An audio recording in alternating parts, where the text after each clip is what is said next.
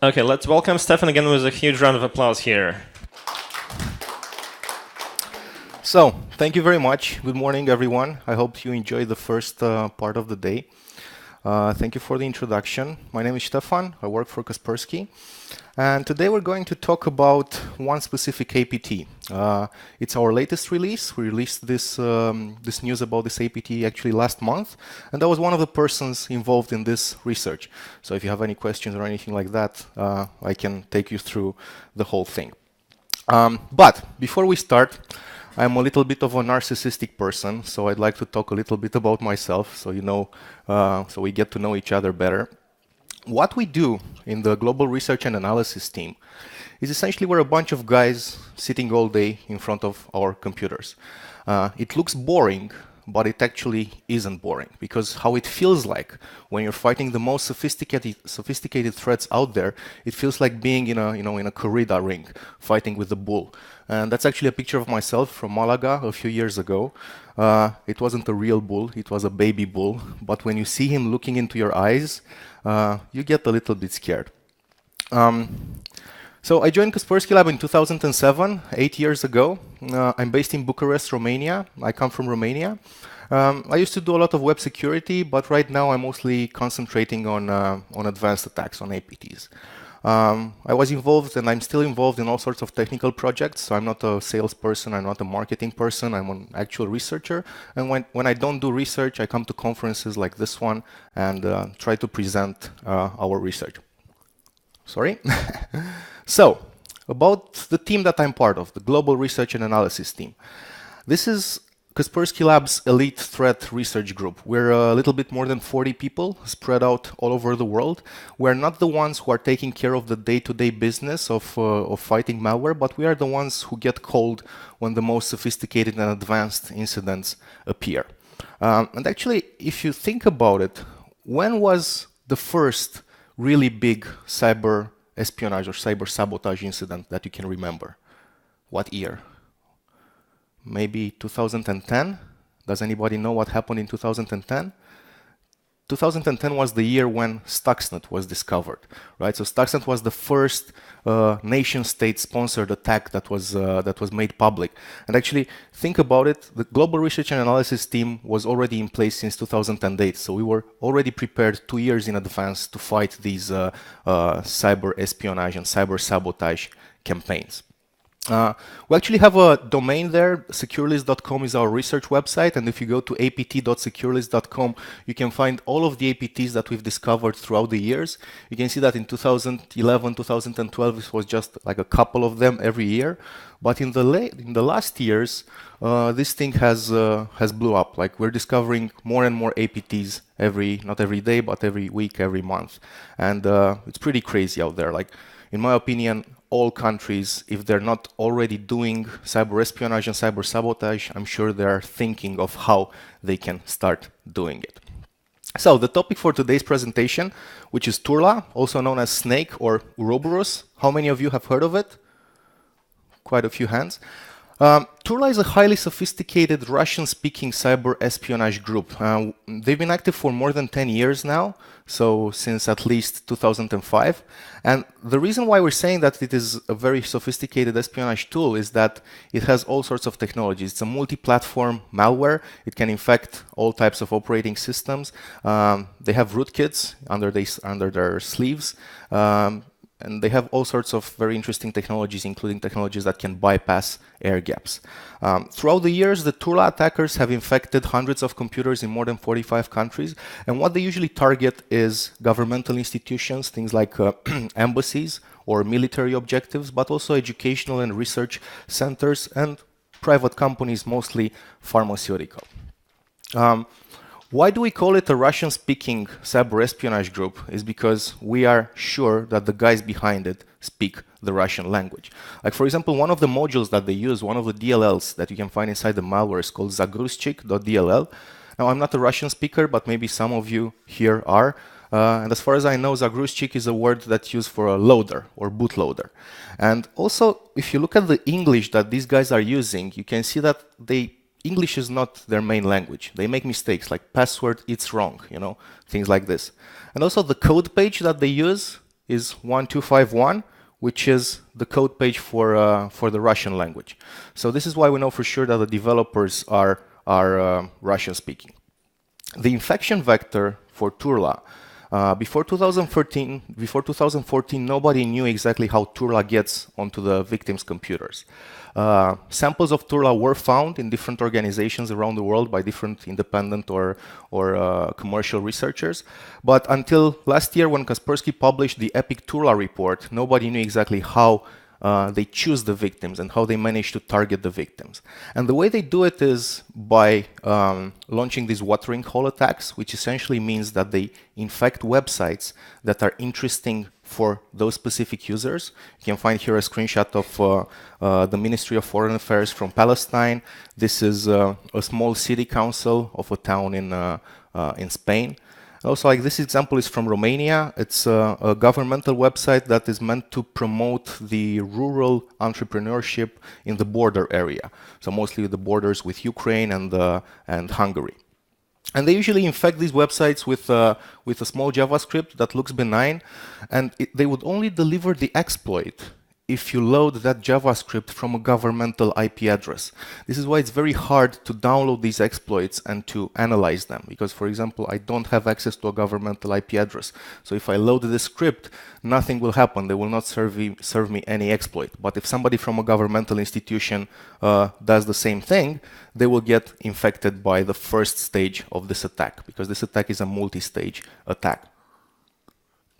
These are a few screenshots of the commands that are being sent to the victim. So this is how they do, all of the operation that they do is manual. So they have operators somewhere sitting in front of a computer and manually going through the victim's machines, trying to brute force network passwords to do lateral movement inside the victim's organizations. Or for example, here they're actually trying to steal all of the PDFs from this unlucky guy's email. We try to work with governments in countries in which they have Tula problems. So this is an example that of the work that I did with the government in Romania. We worked very close together with the Romanian CERT. We tried to clean up all the watering hole websites. There were 17 websites which were waterholed last year by the Tula group. We tried to identify and to notify the victims. There were 4 large victims in Romania, 2 ministries and 2 other governmental institutions.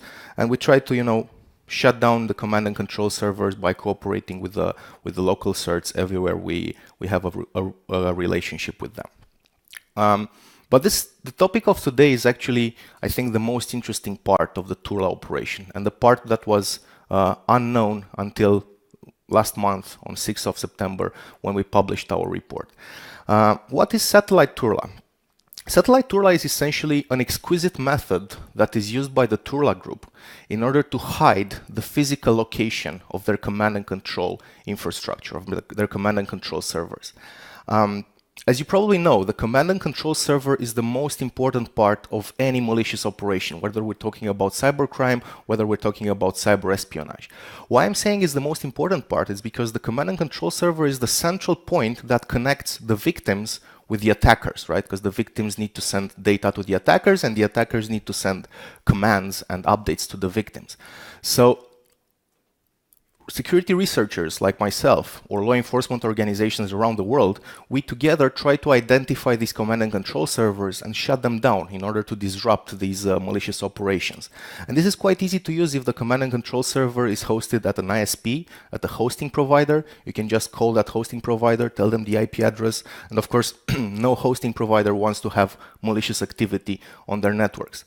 So what the satellite Tula technique enables these attackers to do is to achieve an ultimate level of anonymity by exploiting known vulnerabilities in the way that satellite communications work.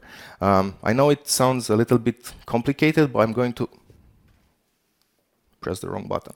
I'm going to try to explain it as in the best way that I can.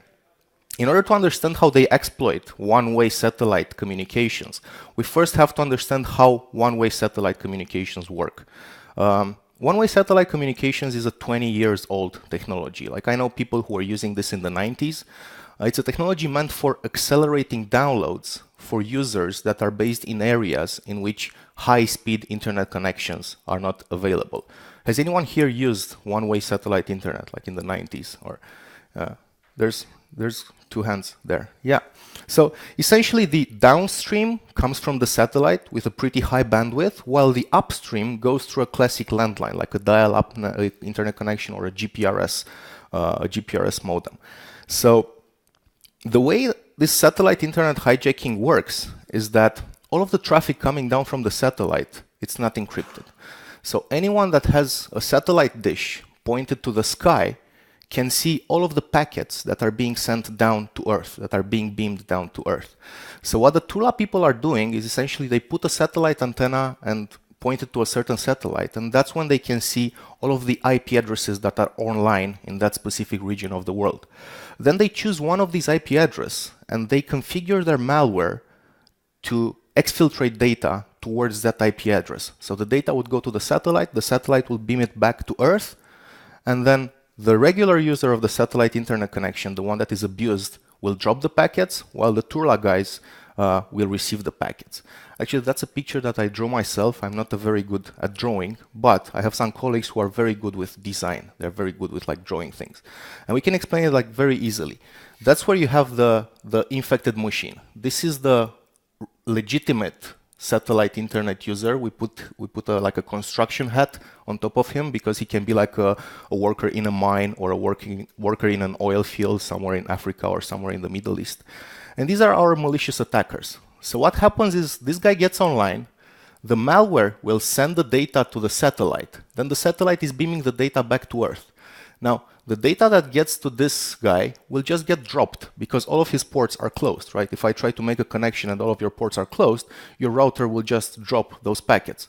But on the other hand, at the same time, the Tula attackers, they receive the same data, they receive the same TCP SYN requests, and they expect it. So they will not drop the packet. And by spoofing the IP address, they will send an APT command back to the malware, thus enabling them to create a full TCP IP circuit, which is parallel to the normal internet connection. So this is how they manage to abuse legitimate satellite internet connections in order to achieve anonymity. Yes, question. Why are the packets are dropped at the client's premise? This is like when you are not expecting a connection, your router will just drop the packets, right? It's statefulness. Sorry? It's statefulness. I mean, In theory, it should send an RST packet to say that the port is closed, but for very slow internet connection, the recommendations are that actually you should drop the packet because you don't want to lose bandwidth just to send the response back that the port is closed. So the hardware that they need to do this is not very expensive. They just need a satellite dish put on top of a house or on top of an embassy, who knows. The size of it, of course, depends on the geographical position and the satellite power. They need an LNB, they need a satellite router, a DVB-S PCI card or an USB modem, and of course a computer, preferably running Linux, but it can run Windows as well. This doesn't cost much. It costs like less than $1,000 to set it up. But what this means is that they have some sort of logistical support in the real world, because I'm going to show you most of the satellites that they use, they actually point to interesting areas over the Earth. This is actually how a beam of such a satellite looks like. So you can see it's pretty big. It's pretty big. So essentially, the command and control server can be located anywhere within that range. So how can you shut down? How can you seize a server which you cannot locate in the real world? This area can exceed thousands of kilometers. Since when they are abusing these connections?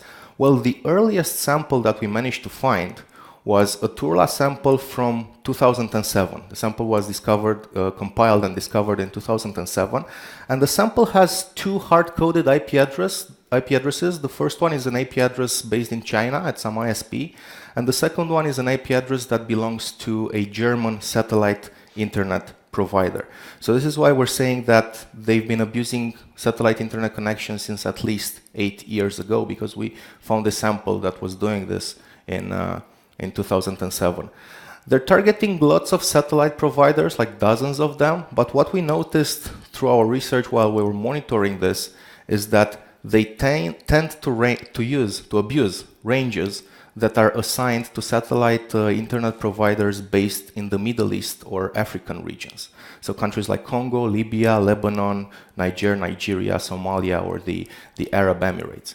The reason why they do this is that we believe they are trying to avoid security researchers like myself. Like, how many companies do you know that have security researchers based in Africa, based in Congo? There's mostly nobody working from there. Mostly everybody works from Europe, North America, APAC, and stuff like that. When we released this report, we've also updated the map of the Tula detections that we have. So these are the targets that we see this group is trying to infect. The top two countries are Kazakhstan and Russia with a high infection rate. Then we have with medium infection rate China, Vietnam, and the United States. And then with low infection rate, we have lots of European countries, Latvia here included as well. A couple of conclusions. This APT, the Tula APT, along with at least 3 other APT groups that we are aware of, are currently using this command and control hiding techniques. We notice that they use IP addresses that are assigned to satellite internet providers. What makes the Tula group's usage of this technique the most interesting one is that they seem to abuse lots and lots of IP addresses belonging to satellite internet providers. So while with the hacking team or the Rocket Kitten, these are 2 of the other APT groups, they use maybe 1 or 2 or 3. The Tula group apparently has access to tens, hundreds of IP addresses belonging to satellite internet providers. And this is why we believe that they're not purchasing these satellite links. They don't have people going out there and buying these satellite links, but they're actually abusing satellite links belonging to, normal individuals. Why is this important? This is very important because it definitely makes command and control investigations, both for ourselves and both for law enforcement agencies, much harder in the future. As I told you, you cannot just shut down something which you don't know where it is located in the world. At the same time, some people asked us if there's a possibility that cyber criminals will start using this technique in the future. And of course, this is very likely because it's a very good method to make your command and control server bulletproof. But the thing is, it is not very scalable. These one-way satellite internet links are a pretty old technology. So the bandwidth they have, while it is a larger bandwidth than, let's say, dial-up or GPRS, is still around 1 megabit per second. So for, let's say, providing command and control services to a huge botnet of tens of thousands or hundreds of thousands of computers, it's not really scalable. And actually, not even the Tula group uses this all the time. They only use this satellite exfiltration technique for their most high-profile and most important victims, for those attacks in which they really want to have anonymity. And also the reason why it's not scalable is that they depend on that innocent person's satellite internet connection to be online. So if that construction worker working somewhere in Congo on a precious metals mine, when he disconnects his satellite modem, then that IP address goes offline. So they cannot control that. So they can only use it for a certain time frame in which that specific person has their internet connection in the future. And the thing that I want you to remember here is that this is an exquisite method that the Tula group uses in order to achieve the ultimate level of anonymity. We haven't seen this method used like this with any other APT group before, and this is why we think this is very important. On this slide, you have a couple of references on our securelist.com website, a place where you can read more about our research. You can just go to securelist.com and search for Tula, and you'll be able to find details about the Epic Tula operation, the part of it that was doing watering hole infections. Penguin Tula, the part of the Tula operation that is designed to infect Linux-based computers. And Agent BTZ, which we think is the precursor of Tula, because we've seen these operations related. And actually, Agent BTZ goes back into the past more than 10 years. So, I'd like to thank you very much for your attention. Paldies par uzmanību. And if you have any questions, this is why we're here for. Thank you. Okay, it was really interesting to me. I hope to you too, and I already see a couple of hands, and I think we're going to have many questions here. So please use the microphone so that people online can hear us. You mentioned that if this construction worker goes offline and disconnects his modem, then the command and control connection is getting lost, right? But as far as I understood, it doesn't make a difference if the packet is actually delivered or not delivered to this construction worker, right? So it's still beamed down to earth. So how come this influences the connection to the command and control server? It's actually a very good question, and I'm glad you asked it. The thing is, when the construction worker takes his connection offline, then the satellite ISP, he knows about that, and he will disable the traffic going to that IP address. This is why the command, because they reuse IP addresses. Those IP addresses are not static, they are dynamically allocated. So when a customer goes offline, the IP address also goes offline, and it might be reallocated to somebody else. Actually, when the data travels from the malware to the satellite, it actually goes through the normal internet cables to some teleport point somewhere on Earth. That's where the ISP has their infrastructure. It gets teleported to the satellite, and then the satellite beams it back to Earth. So the ISP must know which IPs are online at any given moment. But you mentioned also that the IP addresses of those construction workers are hard-coded into the code, right? Those IP addresses were hard-coded in that 2007 sample. The way they do it nowadays is inside the sample is configured, not necessarily hard-coded. It might have a configuration file. They use dynamic DNS services. So they essentially include a host name, and they can change the IP address on that host name. So the malware sample is configured with a host name, and they control what IP address that host name resolves to. Sorry, I didn't get into too many details because we didn't have enough time, but ask me anything, and thank you. Okay, let's go to the next question. And remember, you can also ask questions online on Twitter. Sorry I came late. This is such an interesting conference. There's so many interesting things to do and hear about. But I just saw the last reference, agent.btz.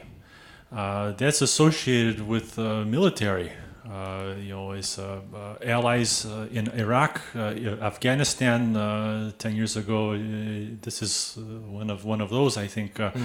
Now, was that designed because militaries need satellites to do their operations? So is that agent.btz is like the grandfather of the satellite attack vector? We could say that agent.btz is like the grandfather of the Tula operation, because we managed to find a lot of similarities. We actually have a blog post on SecureList where you can see all of the similarities that we managed to find between agent.btz and Tula.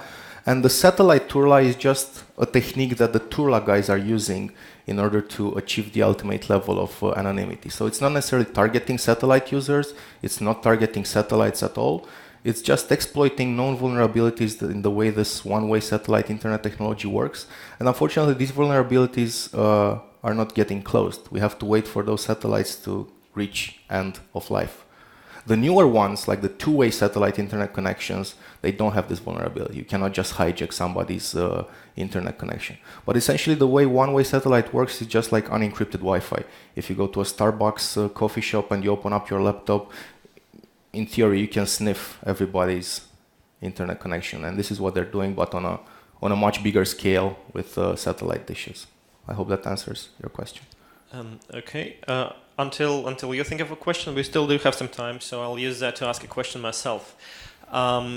So apparently this attacker at Command and Control Center is using an existing internet connection with spoofed IP address. So it must be that with certain technology, it's possible to locate where the packet is coming from even though IP address is spoofed. Mm-hmm. Is that used to detect them? In theory, you can locate, but so we don't really know which ISPs they use in order to send those spoofed ACK requests. But what we assume is that they don't do that from this location. They don't do it from the location where they have the satellite dish, but they do it from some sort of server rented, some VPS that they rented somewhere in the world. Because the Tula group, being a versatile cyber espionage operation, they use hacked servers for command and control. They use servers that they paid for by anonymous payment methods like bitcoins or prepaid debit cards. So they could use such a server in order to send those requests back. So the location of the satellite dish remains undiscoverable, untraceable. Thanks. Is there any last question that you'd like to ask? If not, let's thank Stefan again for this really interesting presentation here. Thank you so much. And from Data Security Solutions, here's of course a small Latvian gift to you for your work here. Thank you.